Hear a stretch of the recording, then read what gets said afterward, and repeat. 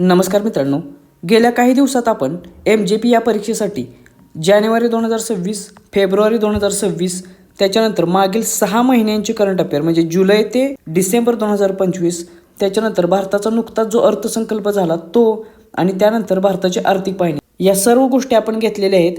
या व्हिडिओमध्ये आपण मागील 3 महिन्यांतील परीक्षेच्या दृष्टिकोनातून अतिशय जास्त महत्त्वाचे असलेले फक्त 20 MCQ घेणार आहोत.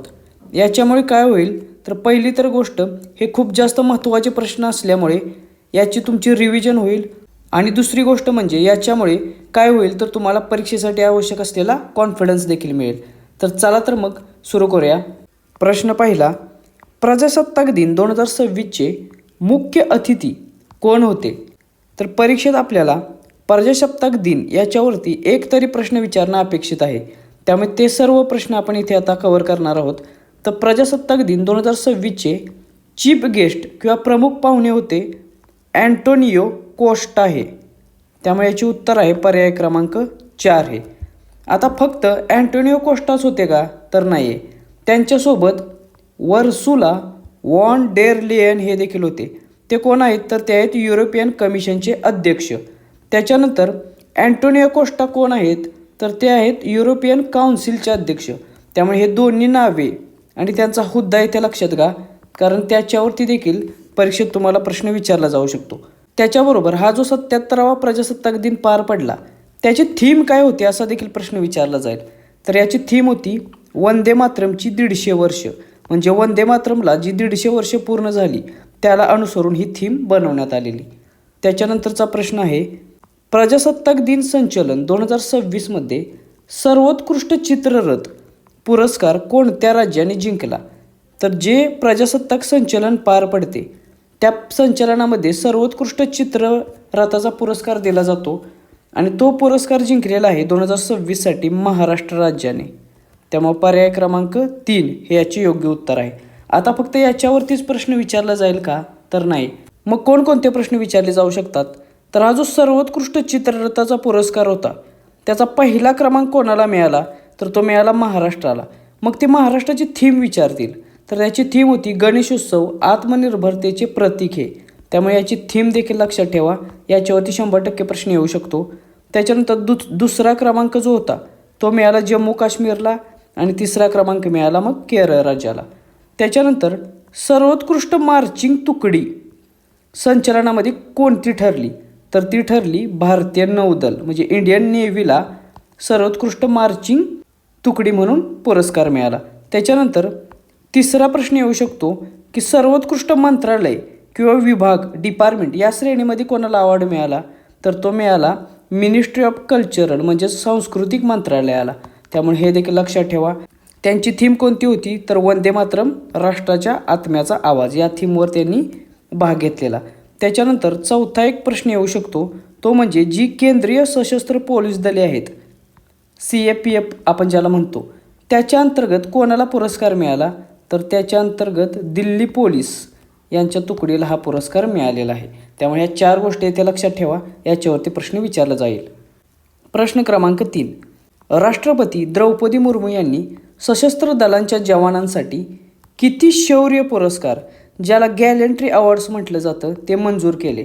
तर दरवर्षी 26 जानेवारीच्या आसपास हे गॅलेंट्री अवॉर्ड्स राष्ट्रपतींमार्फत दिले जातात आणि यावर्षी 2026 या वर्षी राष्ट्रपती द्रौपदी मुर्मूंमार्फत एकूण 70 एवढे गॅलेंट्री अवॉर्ड्स किंवा शौर्य पुरस्कार मंजूर केले.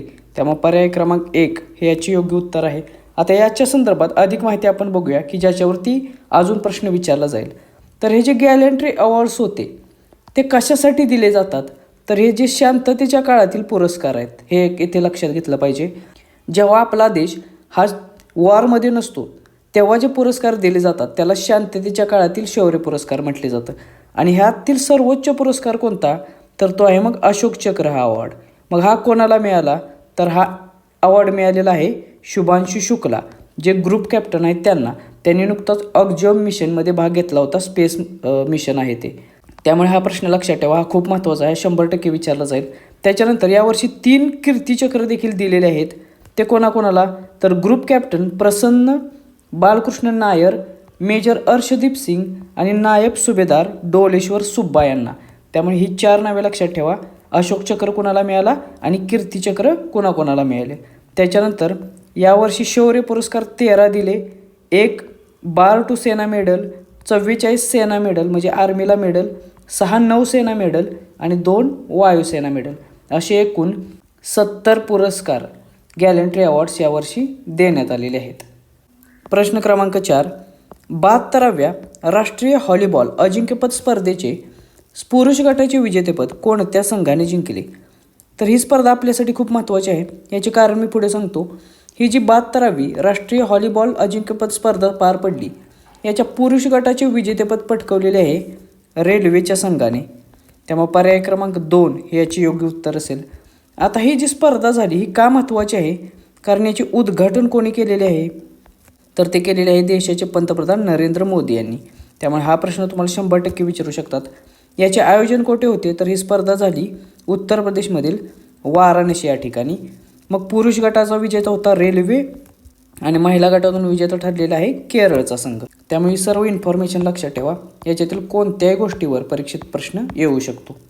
प्रश्न क्रमांक 5, भारत तिबेट सीमा पोलीस दल म्हणजे ITBPचे महासंचालक डिरेक्टर जनरल म्हणून कोणी पदभार स्वीकारला? तर ही नियुक्तीवरती एक प्रश्न आहे. हा खूप महत्त्वाचा आहे की ITBPचे महासंचालक म्हणून पदभार स्वीकारलेला आहे शत्रुजित कपूर यांनी. त्यामुळे याचे उत्तर आहे पर्याय क्रमांक 4 आहे. प्रश्न क्रमांक 6, महाराष्ट्राच्या पहिल्या महिला उपमुख्यमंत्री कोण बनल्या? तर हा देखील प्रश्न खूप महत्त्वाचा आहे. हा देखील 100% येऊ शकतो की महाराष्ट्राच्या पहिल्या महिला उपमुख्यमंत्री ठरलेल्या आहेत सुनेत्रा पवार या. त्यामुळे पर्याय क्रमांक 1 हे याचे योग्य उत्तर आहे. त्याच्यानंतर प्रश्न क्रमांक 7, 2026मध्ये प्रेसिडेंट्स पोलीस कलर अवॉर्ड कोणत्या राज्याच्या पोलिसांना देण्यात आला? हा देखील फिक्स स्वरूपाचा प्रश्न आहे. बऱ्याच वेळा IBPSने प्रेसिडेंट पोलीस कलर अवॉर्ड जे आहेत त्याच्यावरती प्रश्न विचारलेला आहे. त्यामुळे यावर्षी देखील 2026चे जे अवॉर्ड देण्यात आले त्याच्यावरती प्रश्न ते विचारू शकतात. तर यावर्षीचा प्रेसिडेंट पोलीस कलर अवॉर्ड मिळालेला आहे सिक्कीम राज्याच्या पोलिसांना. त्यामुळे पर्याय क्रमांक 1 हे याचे योग्य उत्तर आहे. हा जो अवॉर्ड असतो प्रेसिडेंट पोलीस कलर अवॉर्ड हा पोलीस फोर्सला देण्यात येणारा सर्वोच्च अवॉर्ड आहे. त्यामुळे याच्यावरती प्रश्न विचारले जातात. प्रश्न क्रमांक 8, भारतीय रेल्वेचा सर्वोच्च सन्मान अतिविशिष्ट रेल सेवा पुरस्कार कोणाला प्रदान करण्यात आला?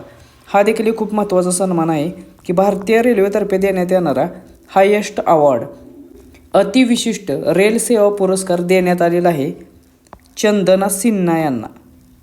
त्यामुळे पर्याय क्रमांक 1 हे याचे योग्य उत्तर आहे. चंदना सिन्हा कोण होत्या?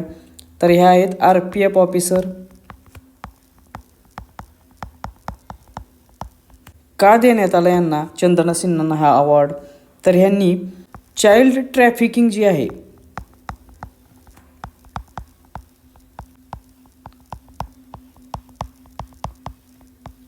म्हणजे काय, जर बालकांचे अपहरण किंवा त्यांचा अपव्यापार जो केला जातो त्याच्या विरोधी खूप चांगले कार्य केलेले आहे. त्यामुळे त्यांच्या या कार्याचा गौरव म्हणून त्यांना अतिविशिष्ट रेल सेवा पुरस्कार देऊन गौरवण्यात आलेले आहे. त्यामुळे हे ते लक्षात घ्या. हा खूप महत्त्वाचा प्रश्न आहे. प्रश्न क्रमांक 9, विकसित भारत रोजगार व आजीविका हमी अभियान ग्रामीण विधेयक 2025ने कोणत्या कायद्याची जागा घेतली? हे देखील विधेयक आपल्या परीक्षेच्या दृष्टिकोनातून खूप महत्त्वाचे आहे. हे जे विकसित भारत रोजगार व आजीविका हमी अभियान ग्रामीण आहे त्यालाच VBG रामजी विधेयक म्हटलं जातं आणि याने जागा घेतलेली आहे मनरेगा या कायद्याची. त्यामुळे पर्याय क्रमांक 1 हे याचे उत्तर असेल. आता हे खूप महत्त्वाचे आहे त्यामुळे याच्यावरती प्रश्न विचारणं अपेक्षित आहे. हे जे VBG रामजी विधेयक 2025 आहे त्याचा लॉंग फॉर्म आपल्याला विचारला जाईल. तर त्याचा लॉंग फॉर्म होतो विकसित भारत गॅरंटी फॉर रोजगार अँड आजीविका मिशन ग्रामीण. त्यामुळे हे लॉंग फॉर्म लक्षात ठेवा. याच्यावरती प्रश्न येऊ शकतो. हे जे विधेयक आहे ते कोणी सादर केलेलं आहे? तर हे सादर केलेलं आहे ग्रामीण विकास मंत्रालयाने. त्यामुळे रुरल डेव्हलपमेंट मिनिस्ट्री लक्षात ठेवा. याचा दृष्टिकोन काय आहे? तर विकसित भारत 2047 या दृष्टिकोनाशी सुसंगत असलेले हे विधेयक आहे. याने कोणता कायदा बघितला ते आत्ता आपण पाहिलं की MG नरेगा हा जो कायदा होता 2005चा हा कायदा याने बदलून त्याच्या जागी हे नवीन विधेयक असणार आहे. आता या विधेयकाबद्दल अधिक माहिती बघूया की ज्याच्यावरती प्रश्न येणं अपेक्षित आहे. तर हे जे VBG रामजी विधेयक 2025 आहे, याच्यानुसार प्रत्येक ग्रामीण कुटुंबाला वर्षाला 125 दिवसाचे काम मिळणार आहे. आधीचा जो MG नरेगा ॲक्ट होता त्याच्यानुसार 100 दिवस काम दिलं जायचं. या नवीन कायद्यानुसार ग्रामीण कुटुंबाला वर्षाला 125 दिवसांचे काम दिले जाणार आहे. मात्र हे काम कसे असेल तर अकुशल काम असेल, म्हणजे मजुरीसारखे काम असणार आहे. याच्यासाठी अकुशल कामगारांची गरज असणार आहे, त्यामुळे हे लक्षात ठेवा. त्याच्यानंतर याची प्राधान्य क्षेत्रे कोणती आहेत तर जलसुरक्षा, ग्रामीण पायाभूत सुविधा, लिव्हलीहूड किंवा उपजीविका आणि हवामान लवचिकता या 4 प्राधान्य क्षेत्रांनुसार ते काम वाटप केले जाईल. याचे कार्यक्षेत्र कोणते असणार आहे तर फक्त ग्रामीण भाग या योजनेअंतर्गत येणार आहे आणि त्या भागातच यानुसार कार्य केली जाणार आहेत. मग आता सर्वात महत्त्वाचा विषय आहे तो निधीचा वाटप. तर यासाठी केंद्र सरकार 60% आणि राज्य सरकार त्या संबंधित राज्याचे 40% असा हा निधी वाटप असेल. मात्र जी ईशान्येकडील राज्य आहेत त्याचबरोबर जी हिमालयन राज्य आहेत त्यांच्यासाठी केंद्र 90% देईल आणि राज्य सरकार 10% देईल. आणि एक महत्त्वाचं की ज्या राज्यात विधिमंडळ नाही आहे असे जे केंद्रशासित प्रदेश आहेत त्यांना मात्र 100% निधी केंद्र सरकारकडून दिला जाईल. तर हा संपूर्ण ॲक्ट आपल्या परीक्षेच्या दृष्टिकोनातून महत्त्वाचा आहे. याच्यावरती IBPS कोणत्याही प्रकारे तुम्हाला प्रश्न विचारू शकतो. त्याच्यानंतर प्रश्न क्रमांक 10, पंतप्रधान कार्यालयाचे प्राईम मिनिस्टर ऑफिसचे नाव बदलून काय ठेवण्यात आलेले आहे तर नुकतेच पंतप्रधान कार्यालयाचे नाव बदलण्यात आलेले आहे आणि ते ठेवण्यात आलेले आहे सेवा तीर्थ असे. त्यामुळे पर्याय क्रमांक 3 हे याचे योग्य उत्तर असेल. आता IBPS डायरेक्ट याच्यावरतीच प्रश्न विचारेल असे नाही, तर मागील काही दिवसांमध्ये वेगवेगळ्या नावांमध्ये बदल करण्यात आलेला आहे केंद्र सरकारमार्फत, तर त्याच्यावरतीही ते डायरेक्टली प्रश्न विचारू शकतात. तर राजपथचे नाव बदलून कर्तव्यपथ करण्यात आलेलं आहे. नॉर्थ ब्लॉक आणि साऊथ ब्लॉक जे भवन आहेत दिल्लीमधील त्याचे नाव कर्तव्य भवन असे ठेवण्यात आलेले आहे. राजभवनाचे नाव बदलून लोकभवन करण्यात आलेलं आहे. मुघल गार्डनचे नाव बदलून अमृत उद्यान करण्यात आलेलं आहे. त्यानंतर Nehru memorial museum and library जी होती संसदेमधील त्याचं नाव बदलून prime minister museum and library असं करण्यात आलेलं आहे. आणि रेसकोर्स रोड जो आहे त्याचं नाव लोक कल्याणकारी मार्ग किंवा लोक कल्याण मार्ग असे करण्यात आलेले आहे. तर हे जे महत्त्वाची नावे बदललेले आहेत दिल्लीतील संसदेशी संबंधित ते लक्षात ठेवा, त्याच्यावरती प्रश्न अपेक्षित आहे. त्यानंतर प्रश्न क्रमांक 11, 2025चा फिफा सर्वोत्कृष्ट पुरुष खेळाडू हा पुरस्कार कोणी जिंकला तर हा फिफातर्फे देण्यात येणारा एक खूप महत्त्वाचा आणि प्रतिष्ठित असा पुरस्कार आहे. तर 2025 या वर्षातील जे सर्वोत्तम फुटबॉल खेळाडू होते त्याच्यानुसार हा जो 2025चा सर्वोत्तम पुरुष खेळाडू हा पुरस्कार मिळालेला आहे ओस्मान डेम्बले याला. त्यामुळे पर्याय क्रमांक 1 हे याचे योग्य उत्तर आहे. त्याच्यानंतर हा जो पुरुष गटातील विजेता आहे तो कोणत्या देशाचा आहे तर तो आहे फ्रान्सचा. त्यानंतर महिलाची गटातील सर्वोत्कृष्ट खेळाडू कोण ठरलेला आहे तर ते ठरलेले आहेत एतना बोनमतिया. ती कोणत्या देशातील खेळाडू आहे तर ते आहे स्पेन या देशातील. त्यामुळे परीक्षेच्या दृष्टिकोनातून ही 2 नावे लक्षात ठेवा, याच्यावरती प्रश्न येऊ शकतो. प्रश्न क्रमांक 12, 2026च्या पद्म पुरस्कारांमध्ये एकूण किती महिलांचा समावेश आहे तर परीक्षेच्या दृष्टिकोनातून भारताचे सर्वोच्च नागरी पुरस्कार जे आहेत पद्म अवॉर्ड्स ते खूप महत्त्वाचे आहेत, त्याच्यावरती 100% IBPS प्रश्न विचारेल. तर 2026चे जे नुकतेच अवॉर्ड जाहीर झाले त्याच्यामध्ये असलेल्या महिलांची संख्या आहे 19 एवढी. त्यामुळे पर्याय क्रमांक 3 हे याचे योग्य उत्तर आहे. आता हे जे 2026चे अवॉर्ड आहेत त्याच्यावरती अशा स्वरूपाचे प्रश्न अपेक्षित आहेत. तर हे टोटल अवॉर्ड किती जणांना देण्यात आले तर हे 131 जणांना अवॉर्ड देण्यात आले होते. त्याच्यामध्ये पद्मविभूषण आहेत 5, पद्मभूषण आहेत 13 आणि पद्मश्री आहेत 113. असे एकूण हे 131 अवॉर्ड्स 2026 यावर्षी जाहीर करण्यात आलेले आहेत. आता याच्यामध्ये महिलांची संख्या आहे 19. त्यानंतर जे फॉरेनर्स आहेत किंवा NRI आहेत किंवा PIO आहेत किंवा OCIs आहेत ओव्हरसीज सिटीजन ऑफ इंडिया, तर या ज्या कॅटेगरीमध्ये आहेत ते 6 व्यक्ती आहेत त्यांना हे अवॉर्ड देण्यात आलेले आहेत. आणि मरणोत्तर किती जणांना अवॉर्ड देण्यात आलेला आहे तर तो आहे 16 जणांना. तर हे काही आकडे आहेत हे लक्षात ठेवा, याच्यावरती डायरेक्ट अशा स्वरूपाचे प्रश्न विचारले जातील. त्याच्यानंतर प्रश्न क्रमांक 13. पद्मविभूषण पुरस्कार 2026 किती व्यक्तींना प्रदान करण्यात आले? तर आत्ताच आपण बघितलं की पद्मविभूषण पुरस्कार जे आहेत ते 2026साठीचे एकूण 5 व्यक्तींना देण्यात आलेले आहेत. त्यामुळे पर्याय क्रमांक 3 हे याचे योग्य उत्तर आहे. मात्र हे अवॉर्ड सगळ्यात जास्त महत्त्वाचे असतात, भारतरत्न आणि पद्मविभूषण. त्यामुळे त्याच्यावरती प्रश्न विचारले जातात आणि त्यांची संख्या देखील कमी असते. त्यामुळे परीक्षेच्या दृष्टिकोनातून ते खूप महत्त्वाचे आहेत. तर ते आपण आता बघूया की कोणते 5 व्यक्ती आहेत की ज्यांना हा पुरस्कार देण्यात आलेला आहे. तर पहिले आहेत श्री धर्मेंद्र सिंग देओल. त्यांना मृत्यूनंतर हा अवॉर्ड देण्यात आलेला आहे. ते आहेत कला क्षेत्राशी संबंधित. त्यांचे राज्य कोणते? तर महाराष्ट्र राज्यातील. त्यानंतर दुसरे आहेत केरळ राज्यातील श्री के.टी. थॉमस. त्यांना सार्वजनिक व्यवहार या क्षेत्रातील योगदानासाठी अवॉर्ड मिळालेला आहे. त्यानंतर मिसेस एन राजन आहेत. त्या आहेत कला क्षेत्राशी संबंधित उत्तर प्रदेश या राज्यातील. त्याच्यानंतर श्री पी नारायण आहेत. ते आहेत केरळ राज्यातील साहित्य आणि शिक्षण क्षेत्रातील त्यांच्या योगदानासाठी अवॉर्ड त्यांना मिळालेला आहे. त्याच्यानंतर श्री व्ही एस अच्युतानंदन आहेत. त्यांना देखील मृत्यूनंतर देण्यात आलेला आहे. सार्वजनिक व्यवहार या क्षेत्रातील योगदानासाठी ते आहेत केरळ राज्यातील. तर ह्या 5ही व्यक्ती लक्षात ठेवा, त्यांचे क्षेत्र लक्षात ठेवा आणि ते कोणत्या राज्यातील आहेत हे लक्षात ठेवा. याच्यातील कोणत्याही व्यक्तीवरती तुम्हाला प्रश्न विचारू शकतात. प्रश्न क्रमांक 14. 2026च्या पद्म पुरस्कारांमध्ये महाराष्ट्रातील एकूण किती व्यक्तींचा समावेश आहे? तर परीक्षेमध्ये आपल्याला महाराष्ट्राशी संबंधित ज्या काही गोष्टी असतील त्याच्यावरती प्रश्न विचारण्याची शक्यता खूप जास्त आहे. त्यामुळे 2026च्या जे पद्म अवॉर्ड्स आहेत त्याच्यामध्ये महाराष्ट्रातील एकूण व्यक्ती आहेत 15. त्यामुळे पर्याय क्रमांक 3 हे याचे योग्य उत्तर आहे.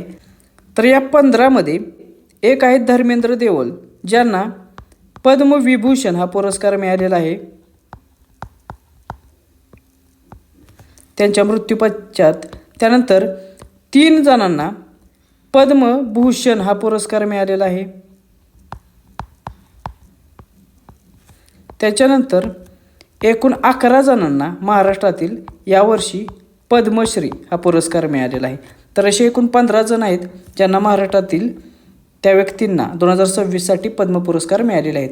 याची यादी आपल्या टेलिग्राम चॅनलला टाकलेली आहे. त्याचबरोबर जे जे महत्त्वाचे अवॉर्डी आहेत किंवा पुरस्कार विजेते आहेत 2026चे त्यांची देखील यादी आपल्या टेलिग्राम चॅनलला टाकलेली आहे. टेलिग्राम चॅनलची लिंक खाली डिस्क्रिप्शन बॉक्समध्ये दिलेली आहे, तेथे तुम्ही जाऊन ती वाचू शकता. प्रश्न क्रमांक 15. पंतप्रधान नरेंद्र मोदी यांनी उद्घाटन केलेले राष्ट्रप्रेरणा स्थळ हे कोणत्या माजी पंतप्रधानांना समर्पित आहे? तर हा देखील एक खूप महत्त्वाचा प्रश्न आहे की राष्ट्रप्रेरणा स्थळ याचे उद्घाटन कोणी केले असा प्रश्न येऊ शकतो. तर याचे उद्घाटन केलेले आहे पंतप्रधान नरेंद्र मोदी यांनी. त्याच्यानंतर हे राष्ट्रप्रेरणा स्थळ हे कोणाला समर्पित आहे? तर ते आहे माजी पंतप्रधान अटल बिहारी वाजपेयी यांना. त्यामुळे याचे उत्तर आहे पर्याय क्रमांक 4 आहे. आता याचं लोकेशन काय आहे, हे कोठे आहे? तर हे आहे लखनौ येथे. त्यामुळे लोकेशन देखील लक्षात ठेवा. उत्तर प्रदेश राज्यातील लखनौ या ठिकाणी हे राष्ट्रप्रेरणा स्थळ उभारण्यात आलेलं आहे. प्रश्न क्रमांक 16. PETA India person of the year 2025 म्हणून कोणाचा सन्मान करण्यात आला? तर पेटा इंडिया या संस्थेमार्फत देण्यात येणारा पर्सन ऑफ द इयर 2025 हा पुरस्कार मिळालेला आहे रवीना टंडन या भारतीय अभिनेत्रीला. त्यामुळे पर्याय क्रमांक 2 हे याचे योग्य उत्तर आहे. प्रश्न क्रमांक 17. जगातील सर्वात कमी वयाचा फेडरेटेड बुद्धिबळ खेळाडू कोण ठरला आहे? हा देखील प्रश्न परीक्षेत येऊ शकतो, कारण जगातील सर्वात कमी वयाचा ठरलेला फेडरेटेड बुद्धिबळ खेळाडू हा भारतीय असून त्याचे नाव आहे सर्वज्ञ सिंह कुशवाहा म्हणून. त्यामुळे पर्याय क्रमांक 2 याचे योग्य उत्तर आहे. हा कोणत्या राज्यातील आहे? तर हा आहे मध्य प्रदेश या राज्यातील. त्यानंतर याचे वय किती आहे? तर ते आहे फक्त 3 वर्ष वयाचा आहे. म्हणजेच 3 वर्ष वयाचा जगातील सर्वात कमी वयाचा ठरलेला फेडरेटेड बुद्धिबळ खेळाडू कोणता आहे? तर तो आहे सर्वज्ञ सिंह कुशवाहा. प्रश्न क्रमांक 18. 2025साठी ऑक्सफर्ड डिक्शनरीचा वर्ड ऑफ द इयर कोणता आहे? हा देखील प्रश्न खूप महत्त्वाचा आहे, कारण ऑक्सफर्ड डिक्शनरीचा जो वर्ड ऑफ द इयर असतो त्याच्यावरती नेहमी प्रश्न विचारले जातात. तर 2025 या वर्षासाठी वर्ड ऑफ द इयर ठरलेला शब्द आहे रेजबेट हा. त्यामुळे पर्याय क्रमांक 2 हे याचे योग्य उत्तर होते. तर बायोहॅक आणि ऑरा फार्मिंग हे 2 शब्द देखील त्याच्यासोबत शर्यतीत होते. मात्र हा जो वर्ड ऑफ द इयर 2025 जिंकलेला आहे रेजबेट या शब्दाने. त्यामुळे हा लक्षात ठेवा, याच्यावरती प्रश्न येऊ शकतो. प्रश्न क्रमांक 19, मिस युनिव्हर्स 2025 हा किताब कोणी जिंकला? तर जो मिस युनिव्हर्स 2025 ही स्पर्धा होती ही जिंकलेली आहे फातिमा बॉश हिने. त्यामुळे याचे उत्तर आहे पर्याय क्रमांक 3 हे. आता IBPSने पाठीमागे एका स्पर्धेमध्ये याचे आयोजन स्थळ विचारलेले होते की ही स्पर्धा 74वी मिस युनिव्हर्स स्पर्धा 2025 ही कोठे भरवण्यात आली? तर त्याचे उत्तर होते थायलंड हे. मग आता याच्यावरती पुढे जाऊन ते प्रश्न विचारू शकतात की याची थीम काय होती? तर याची थीम होती द पॉवर ऑफ लव्ह. त्यानंतर याची विजेती जी आहे फातिमा बॉश ती कोणत्या देशाची आहे असा देखील प्रश्न येऊ शकतो. तर ती होती मेक्सिको या देशाची. त्यामुळे या फातिमा बॉशचे देश देखील लक्षात ठेवा. त्यानंतर फर्स्ट रनरअप होती प्रवीणर सिंग थायलंड या देशाची आणि सेकंड रनरअप होती स्टेफनी अप्साली व्हेनेझुएला या देशाची. तर परीक्षेच्या दृष्टिकोनातून आपल्याला स्थळ, थीम आणि विजेती आणि ती कोणत्या देशाची होती हे लक्षात ठेवा, याच्यावरती प्रश्न येऊ शकतो. प्रश्न क्रमांक 20, बुकर पुरस्कार 2025 कोणाला मिळाला? तर 2025 या वर्षाचा जो बुकर पुरस्कार आहे तो मिळालेला आहे डेव्हिड सॅले यांना. त्यामुळे पर्याय क्रमांक 2 हे याचे योग्य उत्तर असेल. आता हा थोडंसं इंटरेस्टिंग आहे कारण हे जे बुकर पुरस्कार आहेत त्या फक्त इंग्रजीत लिहिलेल्या ज्या कादंबऱ्या आहेत किंवा नॉवेल्स आहेत त्यांनाच दिला जातो आणि त्यानुसार बुकर प्राइज 2025चा विजेता ठरलेला आहे डेव्हिड सॅले हा. कोणत्या कादंबरीसाठी ते देखील विचारतात. तर फ्लेश या कादंबरीसाठी त्याला हा 2025चा अवॉर्ड मिळालेला आहे. त्याच्यानंतर अजून एक पुरस्कार आहे त्याचे नाव आहे इंटरनॅशनल बुकर प्राइज म्हणून. हा पुरस्कार मात्र इतर भाषेतील पुस्तकांना दिला जातो, मात्र ती पुस्तके इंग्रजीमध्ये अनुवादित असली पाहिजेत. आणि तो पुरस्कार 2025चा मिळालेला आहे भारताच्या बानू मुश्ताक यांना. कोणत्या पुस्तकासाठी? तर हार्ट लॅम्प या पुस्तकासाठी. आणि याच्यावरती यावर्षी खूप वेळा प्रश्न विचारलेले आहेत. त्यामुळे हे डिफरन्स फक्त लक्षात ठेवा. प्रश्न परीक्षेत बुकर प्राइजवर आहे की इंटरनॅशनल बुकर प्राइजवर आहे त्यावर तुमचे क्वेश्चन डिपेंड असेल. तर हे होते 20 प्रश्न जे परीक्षेच्या दृष्टिकोनातून अतिशय जास्त महत्त्वाचे आहेत.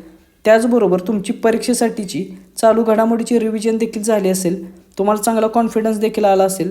त्यामुळे आता ज्यांनी आपले आधीचे व्हिडिओ बघितलेले नाहीत त्यांनी परीक्षेला जायच्या अगोदर आता स्क्रीनवर तुम्हाला प्लेलिस्ट दिसत असेल त्यातून ते व्हिडिओ नक्की बघा. त्याचा तुम्हाला 100% परीक्षेसाठी फायदा होईल. ज्यांच्याजवळ आपला हा चालू घडामोडींचा नोट्सचा कोर्स असेल त्यांनी ते रीड केला असेल तर त्याचा देखील फायदा तुम्हाला 100% होईल. जसजसे पेपर होतील तसतसे GK आणि GSचे ॲनालिसिस देखील आपण या चॅनलवर घेणार आहोत. त्यामुळे ज्यांनी सबस्क्राईब केलं नसेल त्यांनी सबस्क्राईब करून घ्या. तुम्हाला परीक्षेसाठी all the very best. Thank you.